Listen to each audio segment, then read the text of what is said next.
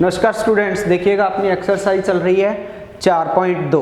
अब 4.2 का पहला प्रश्न देखिएगा।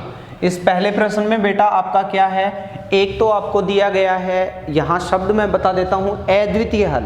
पहला नाम दिया गया है अद्वितीय हल। अब अद्वितीय हल का मतलब ये होता है कि एक मान आपका x का आता है और दूसरा मान किसका आता है, y का।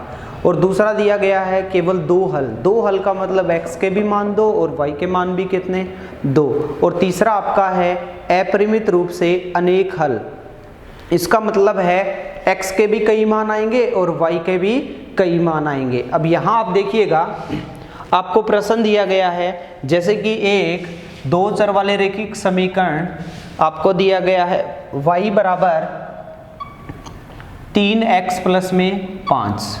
दो चर वाले रैखिक समीकरण में आपको y बराबर दिया गया है 3x प्लस में 5 और आपको बताना है कि इस समीकरण के अद्वितीय हल होगा या अनेक हल होंगे। या तो बताना है आपको अद्वितीय हल होगा या बताना है अनेक हल होंगे। अब यहाँ देखिए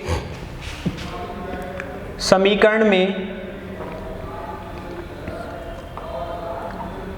x का मान सबसे पहले मैंने 0 रख दिया तो y बराबर कितना आ गया, 3 इंटू 0 प्लस 5, तो y बराबर आ गया 0 प्लस 5, तो y बराबर आ गया 5। y बराबर कितना आ गया, 5।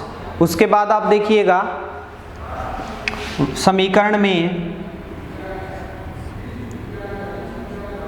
x का मान 1 रखने पर तो y बराबर कितना आ गया, 3 इंटू 1 प्लस 5, 3 एकम 3 प्लस 5 8 आ गया। उसके बाद समीकरण में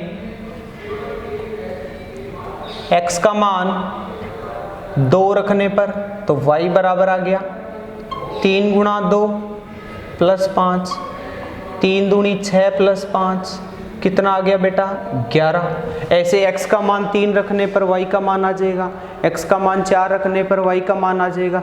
देखो इसके क्या आ रहे हैं, अनेक हल। देखो यहाँ ऑप्शन में पहला दिया गया है आपका अद्वितीय हल। अद्वितीय हल, अद्वितीय हल का मतलब बेटा एक x का मान और एक y का मान। अब यहाँ x और y के मान तो एक से ज़्यादा आ रहे हैं तो आपका अद्वितीय हल तो नहीं होगा। दूसरा ऑप्शन दिया गया है केवल दो हल। केवल दो हल, केवल दो हल का मान बेटा x के भी दो मान और y के भी कितने, दो मान आएंगे। केवल तो दो से तो ज़्यादा आ रहे हैं। और तीसरा ऑप्शन क्या रहेगा, अपरिमित रूप से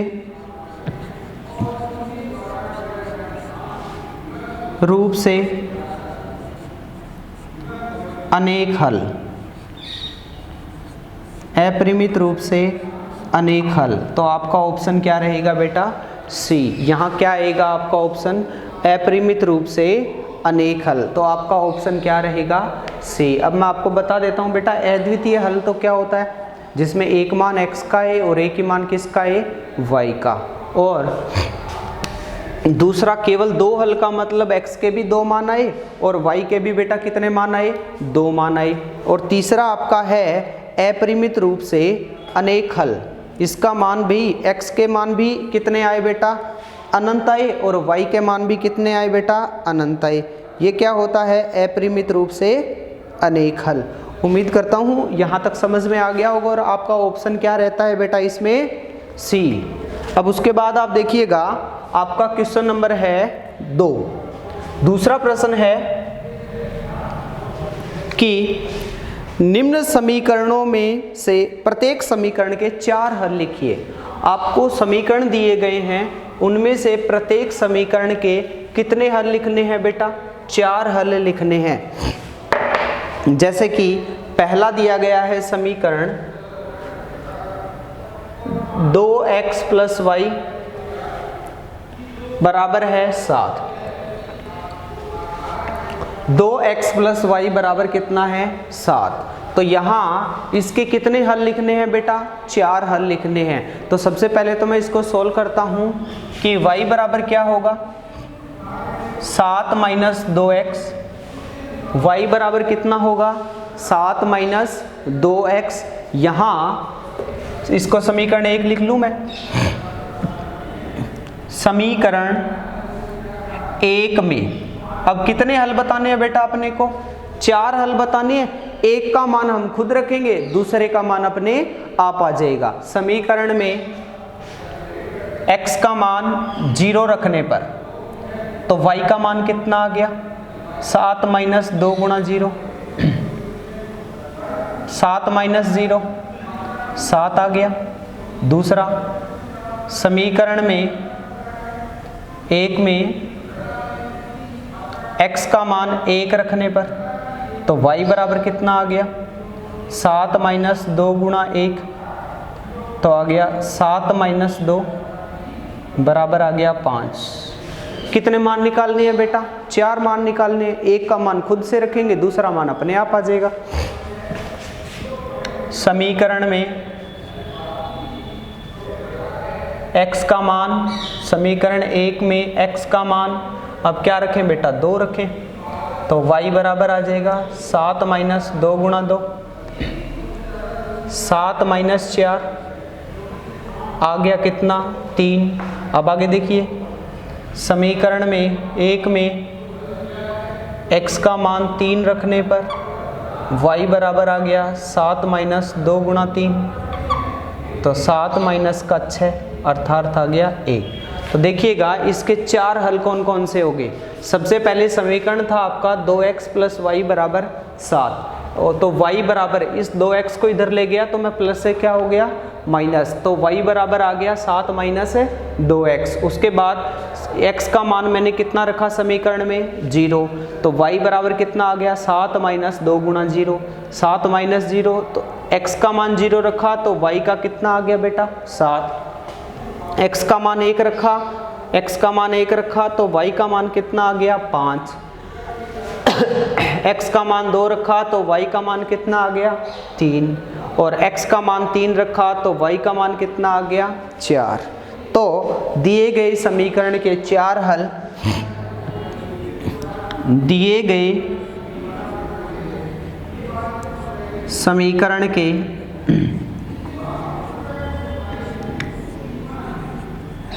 4 हल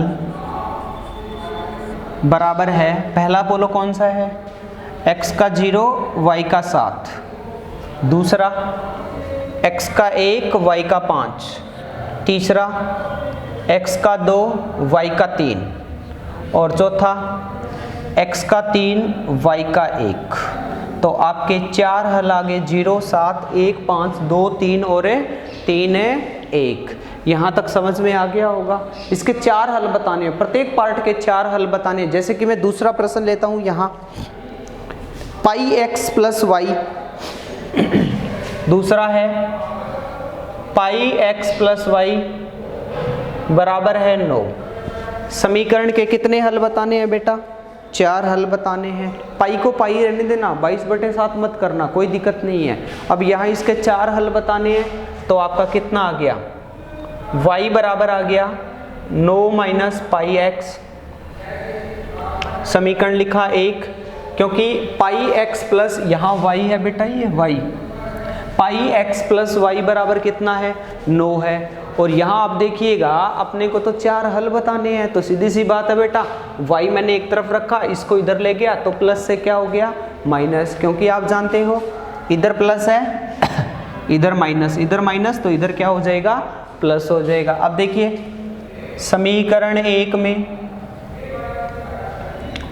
x का मान 0 रखने पर तो y बराबर कितना आ गया 9 माइनस पाई गुणा 0, तो आपका आ गया 9 माइनस किसी संख्या को 0 से गुणा करेंगे तो 0 ही आएगा। तो यहाँ कितना आ गया बेटा 9, किसी संख्या को 0 से गुणा करेंगे कितना आएगा 0, तो यहाँ कितना आ गया 9। फिर समीकरण 1 में y का मान x का मान 1 रखने पर तो y बराबर आ गया 9 माइनस पाई गुणा 1, तो आपका आ गया 9 माइनस पाई। दूसरा मान कितना आ गया बेटा 9 माइनस पाई। अब तीसरा देखिए, समीकरण 1 में x का मान 2 रखने पर तो y बराबर कितना आ गया, 9 माइनस पाई इंटू 2, तो आपका आ गया 9 माइनस 2 पाई। यहाँ तक क्लियर है कि नहीं। उसके बाद अगर मैं चौथा 4 मान निकालने हैं, समीकरण 1 में x का मान 3 रखने पर तो y बराबर आ गया 9 माइनस 3 पाई।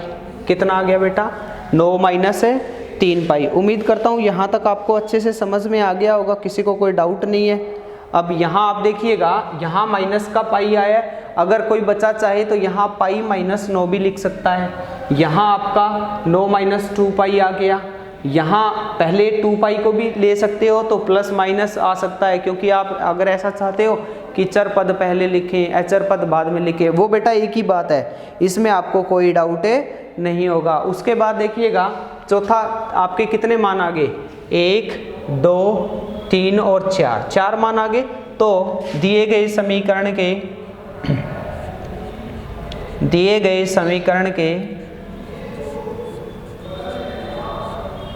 4 हल कौन कौन से हो गए बेटा, दिए गए समीकरण के 4 हल आपका एक तो 0 और 9 हो गया, 1 और 9 माइनस पाई हो गया, 2 और 9 माइनस 2 पाई हो गया, और 3। और हाँ, दूसरा आप ये मत सोचना कि इसमें मान यही रखना है, आपको पता है कौन कौन से मान रखने हैं इसमें।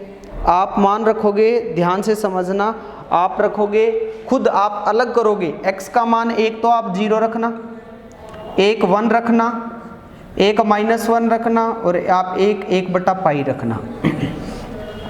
आपको आंसर में ये 4 दिए गए हैं, आपके आंसर में ये दिए गया है कि एक 0 रखा, 1 रखा, -1 रखा, और यहाँ 1 बटा पाई रखा। बट बेटा इन प्रश्नों में कोई डाउट नहीं होता, आप अपनी मर्जी से मान रखिएगा, अपनी मर्जी से मान रखिए। एक मान x का आएगा, दूसरा मान किसका आएगा, y का। आप ये कर लेना चाहिए, अपनी मर्जी से कोई मान रखो, x का मान 1 रखो, y का अपने आप आ जाएगा, y का रखो, x का अपने आप आ जाएगा। उम्मीद करता हूँ आपको अच्छे से समझ में आ गया होगा। अब यहाँ देखिएगा, इसके बाद आप देखिए इसका नेक्स्ट क्वेश्चन है x बराबर 4y।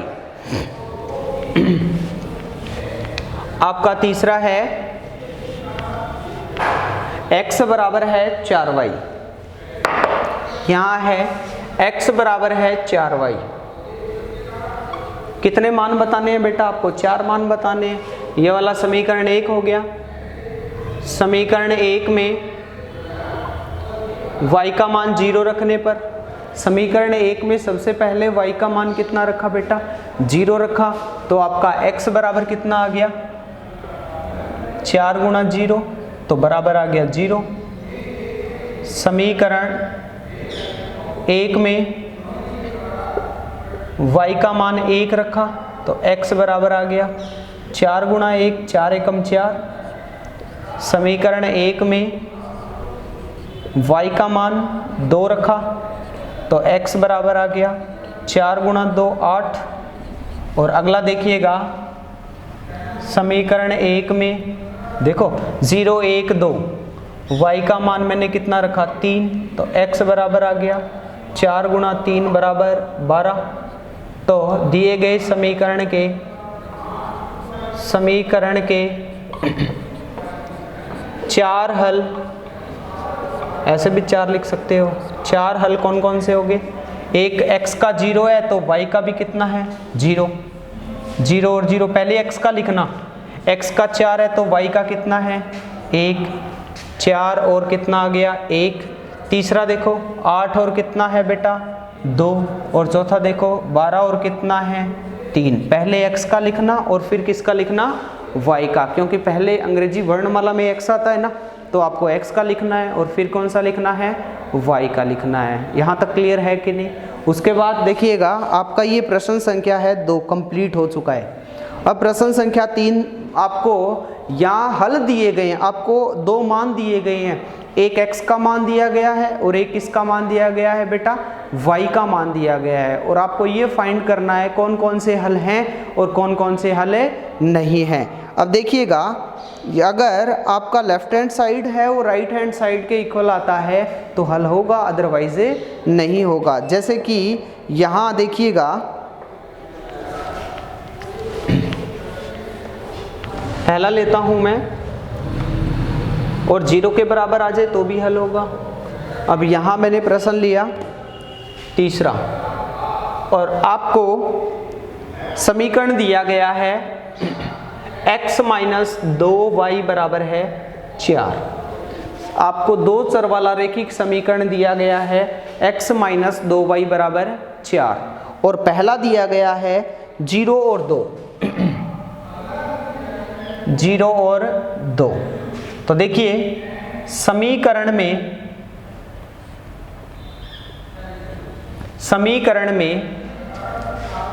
x का मान 0 और y का मान 2 रखने पर, अब मैंने बताया था ना, जिस प्रकार हमने हल निकाले तो पहले x का निकाला और फिर किसका निकाला, y का। अब यहाँ देखिएगा x का मान तो 0 है, y का मान कितना है 2। तो बेटा सीधी सी बात है, आपका लेफ्ट हैंड साइड देखिएगा कितना आ गया, x माइनस 2y। अब x देखिए कितना है 0, माइनस 2 गुणा y कितना है 2, तो आपका आ गया -4।